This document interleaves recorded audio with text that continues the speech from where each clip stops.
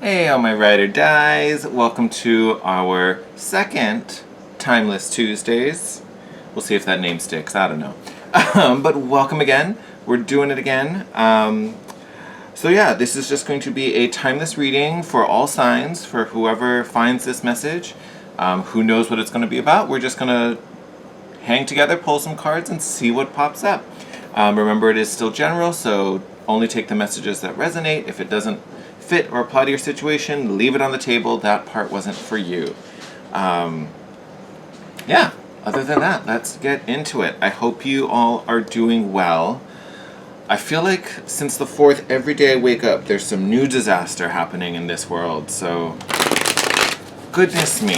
And then people are like picking fights and starting arguments over weird, dumb stuff that really is so trivial, and it just makes me wonder, why is this a problem? Like, why is this a problem? And it's funny because the week before, I recently got a whole bunch of ammonite pieces, some that I had been eyeing for a while and just like did not have the money to afford. So shout out to Sedona, Hawaii for having your awesome live sales and making things affordable for me. Love you guys. This was actually one of them. This lovely beauty. Its twin is on the other side of the room, doing wonderful things. But it's funny that I've always kind of, being a Cancer, I've always liked ammonites because I just think it's cool that they're these, little fossilized, shelled, sea-dwelling, magical lovelies that, now have been fossilized and are amazing and have all these wonderful, harmonious, rebalancing, detoxifying properties. So I find it funny that I get a whole bunch of them. And then since then, I just keep seeing all these weird things. It feels like I'm in very Libra energy. If there's any Libras out there, because I know all the Libras in my life, including my mom and my grandmother, were both Libras. My best friend is a Libra, so they're all around me. And it's so funny, they always argue that they're the least balanced people, and they find it so ironic. And especially my bestie, I always have to remind him, see, as I'm knocking things all over. You hang out there, friend. That's what makes you able to find the balance, right? Like, you can't find balance if you're not out of balance to get back there. So you tend to have that kind of yo-yo up and down cycle because no matter how crazy this is, somehow, you fancy little Libras, you always find your way back to center. So kudos to you. The rest of us have to find all these little ammonites to help us. I'm just kidding. But I think it's so funny that I've found all these pieces that help to inspire harmony and instill balance, and then all these crazy things keep happening. I don't know why I cut it in threes, but hey, sometimes that happens.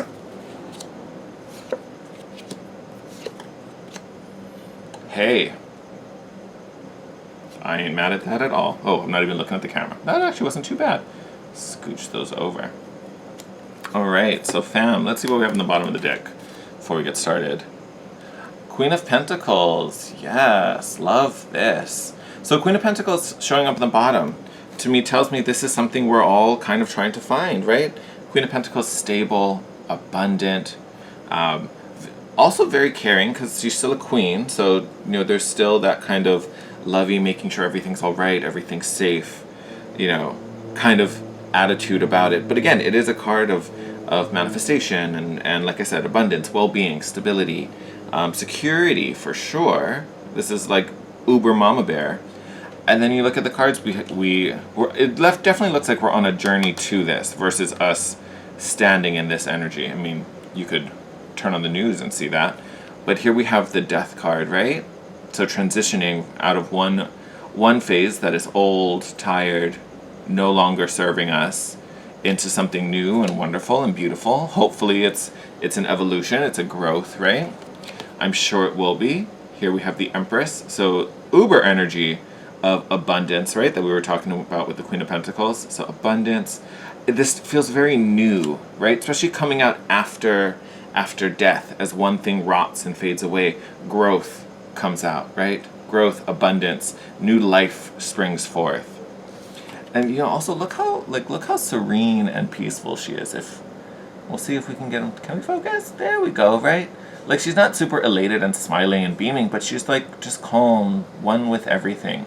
We're feeling real peaceful, even though there's some craziness. I mean, this deck is kind of crazy, but I love it for being that way.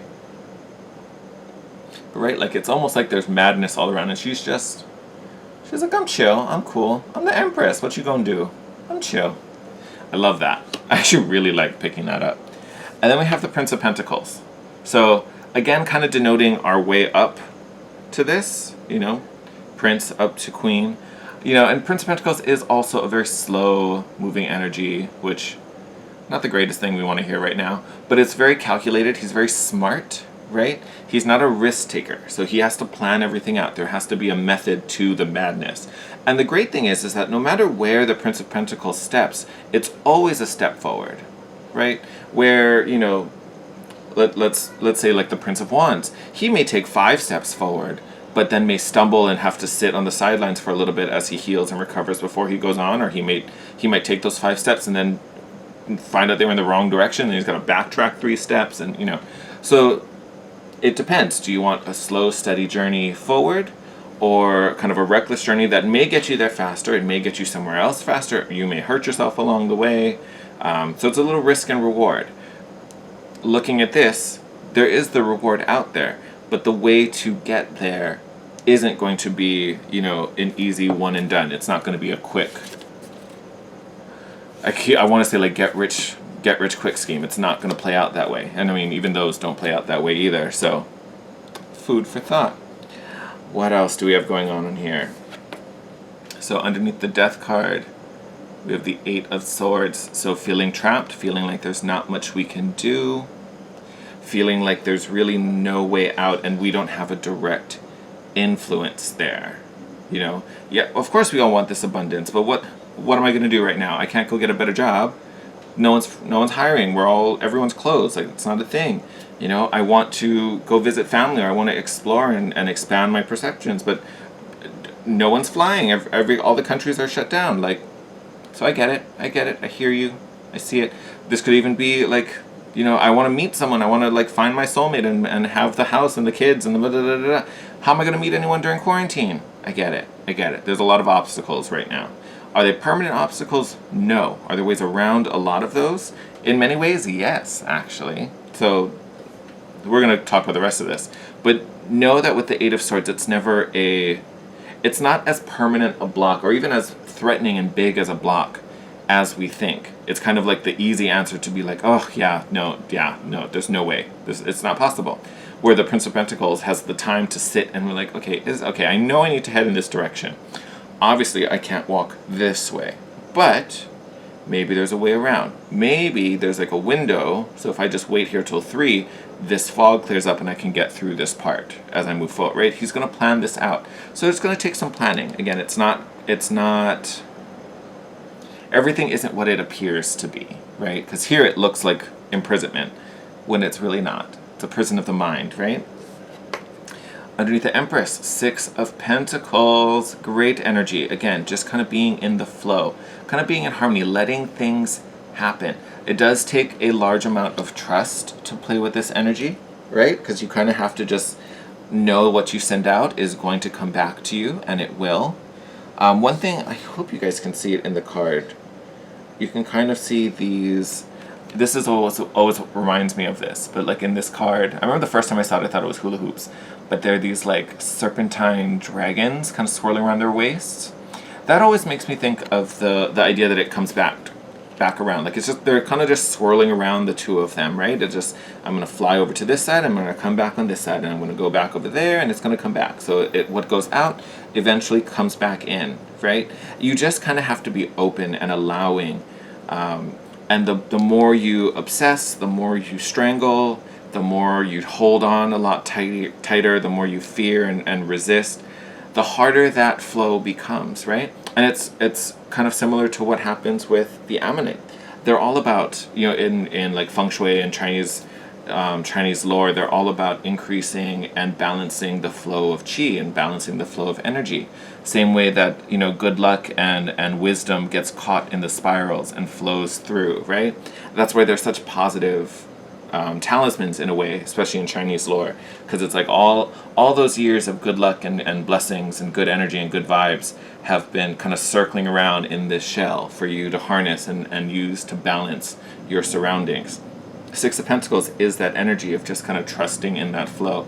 And if there's a moment you can give, if there's something that you can invest in and put some of your resources in. Doesn't even have to be money. It can be time. It can be attention.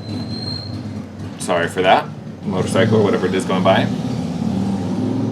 But knowing that whatever you're putting out, whether it's to your own personal endeavors, whether it's to supporting a friend or could even be a stranger, that will come back to you, right? You don't have to hesitate that that's going to lead to your destruction. It's not like there isn't enough, right? Now don't be, and again, you're using your judgment, you're using discernment, right? Like if you only have $3 to your name, you're not going to promise you're going to give $5 to someone. Obviously not going to be to anyone's benefit. So again, it's just trusting and being in that flow, right? And then we have the King of Wands. Incredibly powerful energy. And it's interesting coming out under the Prince of Pentacles. So you think of King of Wands, right? Wands govern passions, desires, motivations, actions, right? And as king, he's master of that, right? So super charming, super charismatic, amazing manifester, amazing. And so driven and so motivated and so spiritually powerful, right? In this particular role. Having that come out under the Prince of Pentacles, so this slow, methodical journey, right? And, both are still human beings, that they're still, mundane energies. It's not like we're talking about, like, the death of the Empress, which are more universal and more divine. But we are talking about this death, right? Going from this slow, having to be super practical and being super resourceful and smart with our decision making. As we evolve and learn that, we're not limited by the need to be so like, there only exists this amount of resources, so I have to be super, super smart so I don't waste them, right? Once we get beyond that and realize there's enough for everyone, there's time for everyone, there's toilet paper for everyone. Sorry if that was too soon for some of you. But, that's just, once we know there's enough space and healing and, put in whatever noun you want for everyone so that we don't have to be so tight. We don't have to be so stingy. It's abundant, right? No one person should be having to take more than their share. No one is more important than the other. No one deserves more than the other. We're all deserving. We're all worthy. We're all equal at the end of the day. That's the awakening that gets us all to this place where we can sit in the power of the King of Wands and be abundant, as alluded to with the Empress, right? And again, that abundance comes out of this flow with the Six of Pentacles. But this is the growth a lot of us are going through. Not that we're all princes and eventually we'll all be kings, but it's this energy, right? It's this slow, methodical, I can't afford to take risks. It needs to be like the slow, hard journey. Not that this is necessarily hard, but it's like going through that process, kind of realizing this power of manifestation that we're all, have access to, right? It's just whether we are tuned into it or not. And look at that. Ooh! Now I don't have... All right, we're just going to put you over here. We'll be back for you. All right, so one more layer of clarification. So we've had the Death card, so going through this transition, sliding into the next phase, next step in our evolutionary journey, globally as a community, personally as well. We have some hurdles and limitations that are only perceived, that we think are holding us back. And then we have the Four of Swords popping up. So this need to go within. This is a great card for rest and healing for sure, which we've kind of touched on. To me, this is more about the internal journey that is needed. There's a level of introspection that can only be done inside of ourselves. I'm surprised the Hangman hasn't popped up as I'm talking about this. And I want to say it's an astrolabe. It may not be. It always makes me think of an astrolabe. I know it's not because it looks completely different. But from far away it looks like an astrolabe.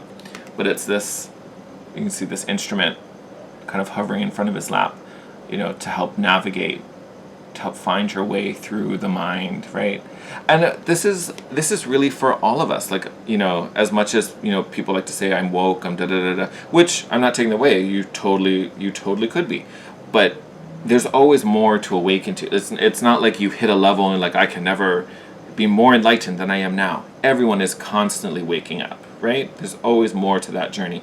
So no matter where on this journey, no matter what level you're on or whatever, there is a moment where now we can go deeper. We can open this space up a little bit more. There's more cracking that can happen. When I say cracking, I mean like cracking us open, right?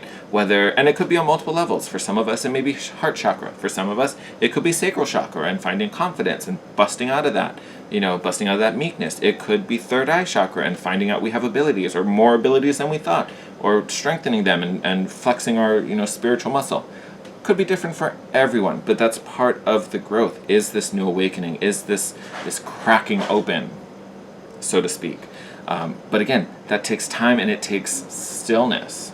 And we're still, in a wonky time where, a lot of us have a lot of time on our hands, or at least have a lot of time, home in our own little safe space, or at least there's time for a safe space to be created. This is a great moment to do some of this introspective work. We've got the Eight of Wands, so speed and haste, but also a card of messages and communication. So from this flow could come understanding, could come signs, could come illumination. I mean, this is still a wand, right? Lighting the way. It's almost like it's an activation of sorts too. And once activated, everything starts to shift and fly and move, and it's like the pot starts to bubble over, like it just gets so charged, it like awakens. And that's what we need to break through these barriers. We talked about these perceived limitations, and then we have the Nine of Wands coming up on this journey, right, from the prince to the king. And then we have the Nine of Wands, which is like stubbornness. It's stubbornness. This to me is really the only block here. Like, we have a card of stillness, but it's not blocked. It's just we need to slow down a bit. The Eight of Swords is a perceived limitation, and the whole point is to break beyond that, or to see past the illusion. The Nine is kind of where we are truly stuck. And it's a stubbornness. And I say stubborn because it's this energy where I've been trying to bust down this door for centuries. And I feel like I've made some headway. I must have weakened it by now. There's some cracks in it. Like, if I just keep going, it'll happen. When, it's almost like the energy here is like, or you could just use the open gate, 5 feet to the left. If you just decided to, abandon this and go around it, you'll be fine. This is that very stuck kind of tunnel vision, like, I've been doing this way. I'm just going to stick to it because this is what I know. And literally, it's like there's an easier way. There is an easier way. And even if we took these two cards, the Prince and the King, as your old self versus your new self, telling these particular energies this same scenario with the Nine of Wands, telling the Prince is like, okay, I mean, I get it. You're trying to get to the other side, and this was the road on your map. I see that. I see you have an entire plan to find the key or melt down metal. You have a mold of the key, and you're going to find someone to fit the key, and then we're going to, we're not taking risks because I don't know. I could step on a splinter if I take steps through that little bush on my way to that open gate and get an infection. So this is a very like, I know the path ahead, and I'm just going to take the slow road. It's fine. Where this energy probably created that door. Like, he just willed it and be like, oh, look, an open door. Boom. Like, I'm making this kind of silly. But that's kind of where this energy is going. And there's this block. There's this, like, resistance to be like, no, this is how it's going to be. I have to take the hard way. Like, it has to be a hard journey. It doesn't have to be a hard journey. You can make it a hard journey if you want it to be. Like, that's fine. Take whatever road you want. But I feel like the message that's coming through is that it really doesn't have to be as hard as... I was going to say it's going to be, and I hope that's not true.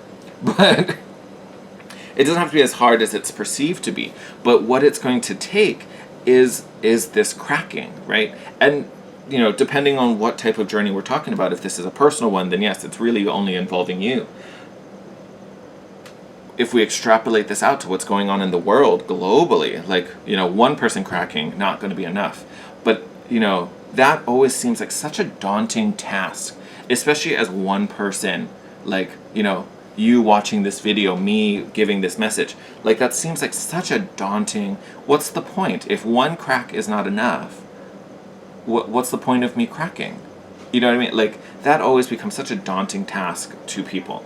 And that's exactly what you can do. One, because it's the only thing you can do. You can't snap your fingers and make everyone crack open. This isn't the, Thanos snap of self-love. Like, that's not what's going on right now. That would be great if that was a thing. Oh my god. The Thanos snap of self-love. Give me that glove and I will do it right. I'll do it twice so we get all 100%. Like, that's beautiful. I love that. Oh my god, I'm putting that on a t-shirt at some point. But, it's not going to work that way. All we have control over is ourselves and how we react to things and how we behave in the world and in our circles and in our communities.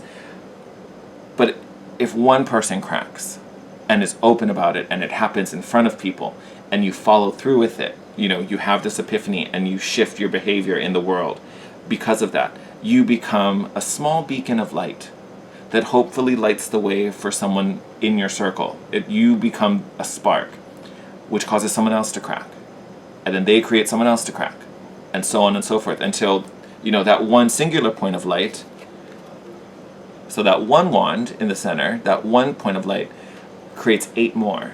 And then those 8 create 8 more. And then those 8 create 8 more. Like, crazy. I remember I was watching an episode of QI, love that show, on BBC. If you've never seen it, you should see it. It's hilarious and smart and great, and I love it so much. But there was one where they talked about, it was like if one person got bitten by a zombie and like instantly infected, how long would it take for the entire world to get infected? So it's like, 1 bite becomes 2 bites, becomes 4 bites, and all, take that out. And it literally, I think it was like 30 days if that were to happen. Granted, that's, avoiding somehow they cross oceans to get to the next landmass, whatever. But if it was that simple, just to like bite, 30 days. So think, if we could all start that journey and become that one beacon of light, and then 2, and then 4, and then 8, 30 days, we'd get the whole planet. We'd woke the whole planet. Like, we would just be woke Earth. Be amazing. But that's how it starts. So anyone who has, forgive me for getting political, it's like voting. Like, I hear it all the time. It's like, oh, but it's just me. It's just the one vote. Sometimes that's the one vote it takes. And sometimes it's not about the direct action, right? Like, maybe you register to vote, your little cousin, your little brother sees it, and it's like, oh my god, that's so cool. Like, that's such a thing. Or you do it, your friends see you do it, they get on board. So again, it's this energy ripple that someone has to start. So why not it be us, right? Come on, Ride or Dies, why not it be us? But it's about thinking about what you can control and what you directly have an influence on. And that really is yourself. So wherever these blocks lie, wherever it's like, oh, I can't do that, oh, I can't do that, oh, I'm not capable enough for that, oh, I'm not strong enough, I'm not, popular enough, I'm not energetic enough, I'm not cute enough. So wherever this applies for you, that belief that I will say, having the Nine of Wands come up here, probably has been with you or been around you and has replayed over and over and over again. And it's not like you haven't moments where you didn't feel it and you're like, oh, I'm so beyond that. And then it creeps back in a little low moment. It happens. That voice never goes away. It's about resisting it and not listening to it anymore, or at least telling it to shut the F up when it starts to pipe up. Because again, it's perceived. It's a perceived limitation. So this block, whatever it is you're seeing, feeling, thinking about, it's not real. It's an illusion. So what, that guy thought you were fat, or that girl didn't think you were handsome. They're not the one. Bye. They weren't the only person you could ever be with. So what, you lost out for that job. There will be another one, and honestly, that one may have paid shit, and you're destined for 6 figures, not 5. Like, there's so much more than what we perceive in any given moment to really be like, this was good, this is bad. A lot of times there's not enough information to truly get that from a scenario, especially when it's just like a 20-second snapshot of the full moment. So you kind of just have to take it, and again, only worry about what you can directly control, right? And we've probably all heard this, the past in the past, the future hasn't happened yet, all you can deal with is the present. But it's a true sentiment. So this is really forcing you to kind of be super present in this moment and really look at, what can I do now? What do I have access to now that I feel super aligned with, that has to do with my growth and my healing? And again, it's about being in that flow and just being super present, and kind of letting go of that shadow self. And I say that because here in the Six of Pentacles, you can see that upside down shadow in the back kind of falling away. Again, to me that's ego when I see this card right now. Like, it's about ego. It's letting that go. Like, letting that, it's that Nine of Wands. It's letting that go. You can even see the shadow sneaking in here, right? But here, we're fully paying attention to it. Like, this guy is looking right at it. Granted, I think it's like holding him. If not holding him, it's just got his arm out. But like, you're fully entangled with this shadow. Like, you're fully engaging with it. When here, you couldn't care less, not even looking at it. He's over there just falling away. You're like, bye, shaking him off. It's very, very Taylor Swift. Shake it off. I'm not going to sing, but But just a beautiful message to just kind of let go of those limiting beliefs, let go of those doubts, those fears, all the no's that kind of are floating around. I feel like let's do 3 more. Why not? We'll make this our outcomes. Our kind of big, hey! That was exactly what we needed. I'm going to show them all to you one time. So we have the Ace of Pentacles, we have the Four of Pentacles, and we have, in this deck it's the Sacred Clown, but this is the Fool card. So brand new start, gifted with blessings and abundance. And to me, this 4, so this 4 is actually interesting. Let me put this out. So if you know anything about tarot symbolism, the Four of Pentacles usually is real miserly, and it's like hoarding and holding on to things. I love this particular deck because you can kind of see the figure. His hand is open. He's not gripping or clutching anything. Like, he's not. For something about that always grips me in this card. But to me, this is an energy about wisely using your resources, right? It's not about hoarding them. It's about, storing what needs to be stored, saving up that, account for the rainy day. But that doesn't mean you can't have abundance. You don't have to hoard it all to have abundance. You can have enough so that you're covered if something were to happen. But then there's enough to spend and give and share and grow and evolve and invest and, all these different kinds of things. And it's that same energy, right? Like, there will always be enough. Here we've been blessed with abundance by the goddess of abundance herself, so that we will always have enough. Right there. And that's where this new journey comes in. Once we understand there is enough for everyone. There's enough space for everyone. There's enough love for everyone. There's compassion for everyone. And forgive me if this is sounding kind of soapboxy, because I've seen so much in the past couple days where it's just, it's disappointing. It's sad. It's sad. Like, I'm gonna just leave it at that. It's sad seeing people have to attack others, whether it's physically or verbally on media. Like, it's so unnecessary, and it's such trivial things, especially when you look at the bigger picture on what's going on around us. Like, it's tiny things that come from a really scared place, and I understand that. Like I said, everyone's at different points on this journey. But the attacking and the violence and the anger and all of that, the yelling, and none of that gets anywhere. None of it gets anywhere. And so, my hope, especially after seeing this message, is that there's still light for everyone. And again, if one person can be that light and trigger 8 more people, and then those 8 trigger 8 more, and out and out and out and out and out, eventually people will see beyond the fear and the rage that caused them to lash out this way. And and I don't even say this to target anyone in particular, because everyone is capable of that. Everyone. You could be the nicest person ever. You could be Mother Teresa. There's still potential to have anger, right? But it's based on your choice. It's what you choose to do with that emotion. You can observe it and see it and witness it, wonder where it came from, and ultimately let it go. Or you can feed into it and let it fuel you up until you lash out somewhere. So again, It's all about that awareness, being hyper present, and that's in the middle of the reading. So the center of it is all about presence and being in the flow. And from there we get to affect all this great change.